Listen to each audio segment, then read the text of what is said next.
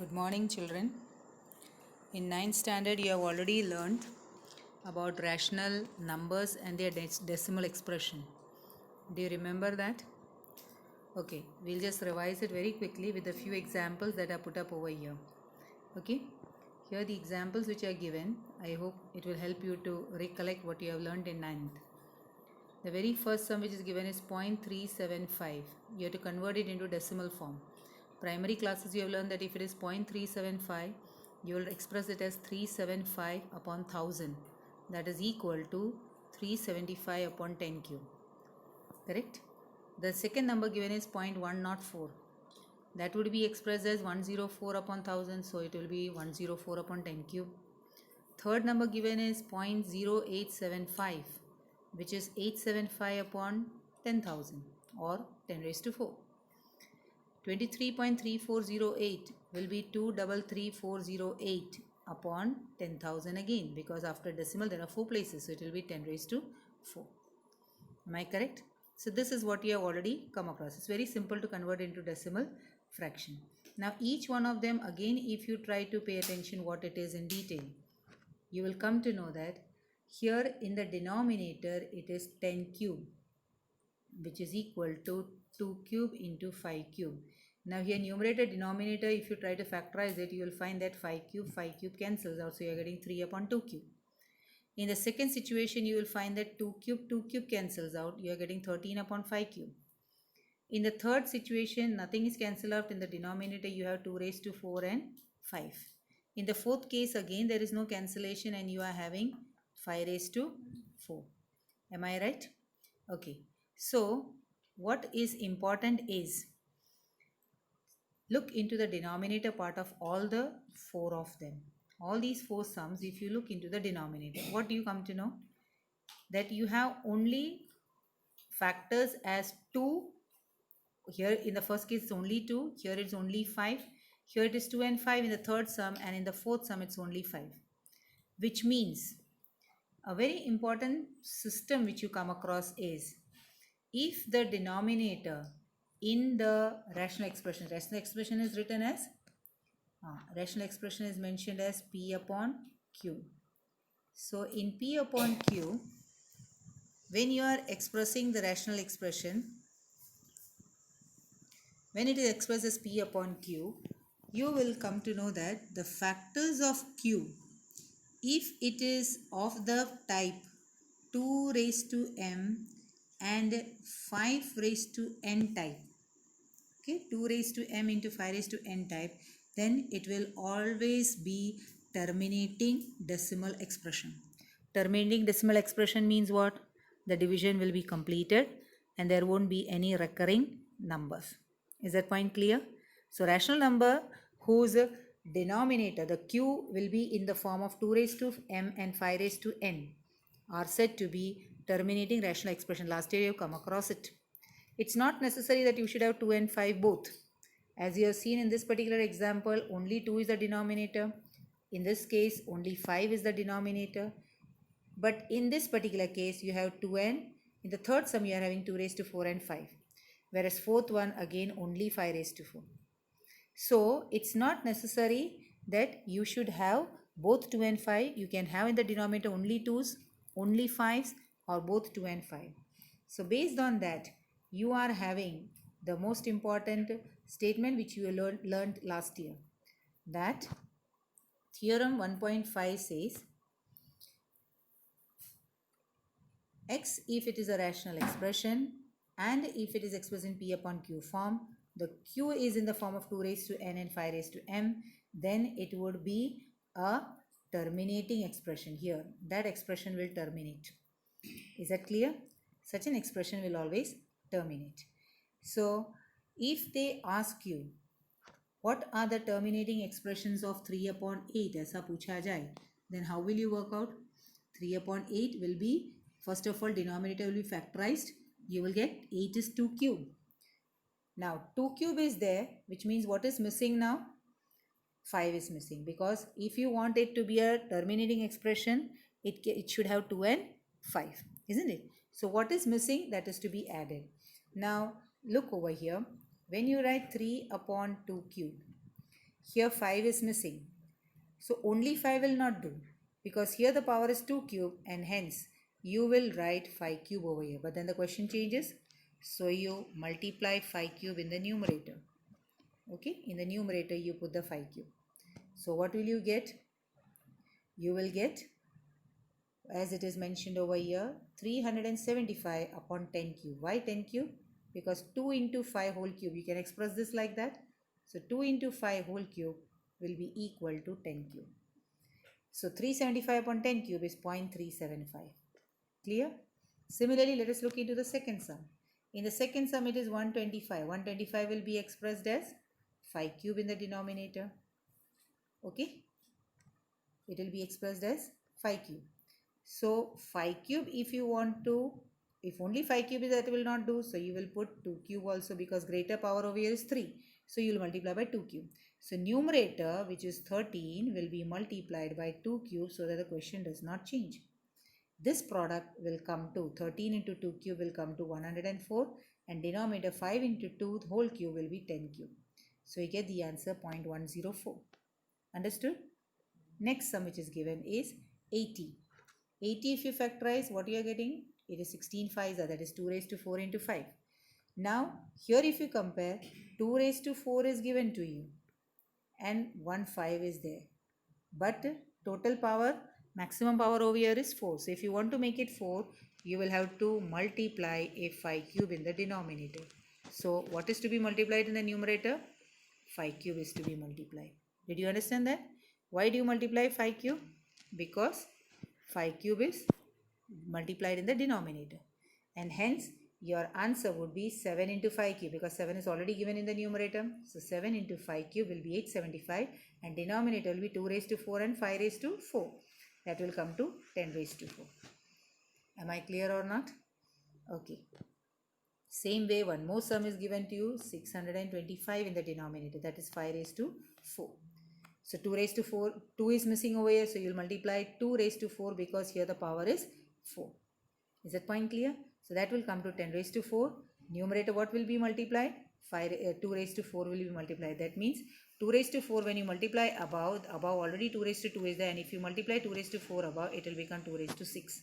Now we take the product of all these three numbers, 2 raised to 6, 7 and 521. That will come to 233,408 and you get the answer. Clear or not? So the numbers which are in the form of P upon Q, and if the denominator is on the form of 2 raised to n and 5 raised to m, then it will be a decimal expression which will terminate. Is that point clear?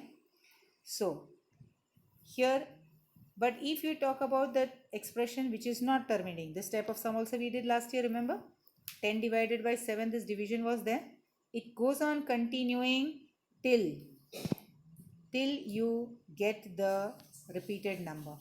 That means you find that this particular number gets repeated. 1 upon 7 if you divide, you are going to get 0.142857 and it keeps on repeating.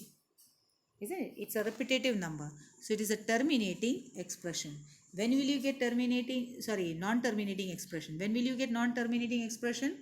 If x is p upon q and q is not in the form of 2 raised to n and 5 raised to m, then it will be a non-terminating expression. Means the number will recur. Clear so far? So, in exercise 1.4, which is actually last year's knowledge only, what is given over here? Without performing division, you have to let me know whether it is terminating or not. So, how will you let us know? Okay, the simple thing to be done is, you will try to take up the number one by one. Okay, the first number is denominator 3125. You try to factorize 3125. You will find that it is 5 raised to 5. Okay, 3125 is 5 raised to 5. So then how will you work out the full sum? You will write like this. You will, in the numerator it is given to you 13. Denominator is 5 raised to 5, I told you. Isn't it? So what is missing? 2 raised to 5 is missing. So multiply 2 raised to 5 in the numerator. Okay, so that will come to 10 raised to 5 in the denominator. Correct? 10 raised to 5 in the denominator. And numerator will be 13 into 2 raised to 5. That means 13 into 32. Whatever answer you get, you multiply. Okay? You multiply, and whatever answer you get, that upon 10 raised to 5 means there are going to be 5 zeros below. So the answer which you get when you try to work out, what answer are you going to get over here? When you multiply 13 into 32, you will get 13 into 32 comes to 416. Okay, you are going to get 416. So when you want to put it into decimal, how will it be? Already 3 places are there, 416. Okay, and then 6 places of decimal is required, so you will put 3 zeros over here and then a dot. So 0.00416, because there are 5 zeros. Okay, I made a mistake. It will be 5 zeros. Okay, so this is how you work out the first sum. Similarly, the second one is having 8 in the denominator. If 8 is there in the denominator, you will write like this: 17 upon 2 cube. Am I correct? What is missing? 5. So 5 cube has to be multiplied in the numerator and denominator. That will come to how much? It will be 10 cube. It will be 10 cube in the denominator, and numerator will be 17 into 5 cube. That comes to how much? 2125. Is that point clear? So if you put it in decimal expression, how will it be? 2.125. Got that point? Similarly, if you take up the third number, the third number is very interesting. Why? Because 455, if you try to factorize, you will get 5, 7 and 13. It is a factor of 5, 7 and 13. So, is it a terminating expression? Socho? No. Why not? Because for terminating expression, the denominator should always be in the form of 2, only 2 or only 5 or 2 and 5. But here you are having 7 and 13, 2 other digits. It is not of the form 2 raised to m and 5 raised to n, or 2 raised to n and 5 raised to m. Any way you write it. 2 raised to n and 5 raised to m. It doesn't make any difference. Because 2 raised to any number and 5 raised to any number form ho, to hi you can convert it into a terminating expression, otherwise not. So this particular sum, the third sum, is not possible. It is a non-terminating recurring number. Clear? Now the fifth one, if you see. Okay. Fourth one, what is given to you? It is 1600. 1600 means 1600 is 2 raised to 6 into 25, that is 5 square. So if these are the factors of 1600, so what should you do now? You will have to write 15 means 3 5s are. Okay. 3 into 5 upon, or you write directly 15 upon 2 raised to 6 into 5 square. Now what happens? 2 raised to 6 into 5 square means what is to be multiplied? 5 has to make 5's power should become 6. So you'll have to multiply 5 raised to 4. So multiply 5 raised to 4 in the numerator. So what will the answer come to? It will come to 9375. Okay, 9375 upon denominator will be 10 raised to 6. 10 raised to 6 means 6 zeros are there. So if you want to put it in decimal, how will it look like? Here already 4 digits are there, 9375. So you will put 2 more zeros to make it 9375. Clear? So this will be the number. Understood? Okay. So now comes the next number, 343. 343 is 7 cube. 7 cube is definitely not going to yield a number of terminating type, because terminating type should have what? 2 raised to n and 5 raised to m, whereas here it is 7q. So the fifth sum is non-terminating expression. What about the sixth one? It is terminating. Why? Because it is 2 cube into 5 square. So here if you want to convert it into terminating form, how should you do it? You will multiply 1 5 in the numerator and the denominator. Correct? So that will come to how much? 23 into 5 will be 115. Okay? It will be 115 upon, what will this be? 10q. Okay? So that will come to 0.115. Clear till here? Okay. Now the next one. What about the seventh one? Seventh one, is it an expression? No. Why not? Seventh one is not an expression because you will find that here you are having a 7 over here. It should have only 2 and 5, but there is a 7 over there. And therefore, it is not a terminating type. Clear? It is not terminating expression. What about the next sum? 6 upon 15.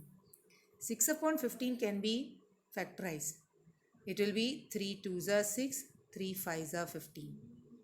Clear? So, what will happen? 5 is there in the denominator. So, you require a 2 also. So, multiply a 2 in the numerator. So, it will become 4 upon 10. That comes to 0.4. Understood? Achha. Now, next one. Last 10th one. How will you work out this sum? 7 11 times. 7 3s are 21. 0. But this is not terminating. Why? Because here the denominator will be, what will be the denominator? It will be equal to 11 upon 3 into 2 into 5. Apart from 2 and 5, you are having 1 3 extra over here, which is not getting cancelled.